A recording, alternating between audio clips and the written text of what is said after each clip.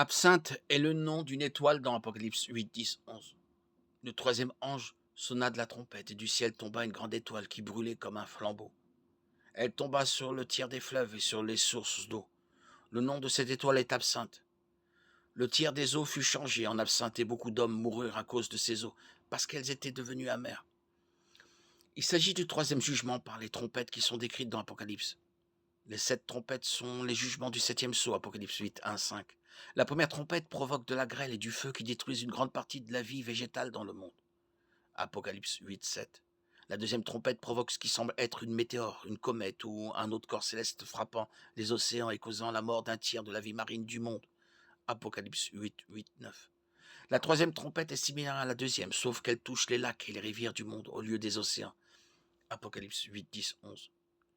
Un tiers de l'eau douce de la terre deviendra amère et de nombreuses personnes mourront en la buvant. Le mot absinthe n'est mentionné qu'ici dans le Nouveau Testament, mais il apparaît 8 fois dans l'Ancien, chaque fois associé à l'amertume, au poison et à la mort. Le passage de l'Apocalypse ne dit peut-être pas que l'étoile qui tombera sur la terre sera appelée absinthe par les habitants de la terre. L'absinthe était une herbe amère bien connue à l'époque de la Bible. En nommant l'étoile absinthe, on nous dit qu'elle aura pour effet d'aigrir les eaux de la terre au point de les rendre impropres à la consommation. Il ne s'agira pas simplement d'un goût amer pour l'eau, elle sera littéralement empoisonnée. Si un tiers de la population de la planète n'a plus accès à l'eau potable, il est facile d'imaginer le chaos et la terreur qui en résulteront.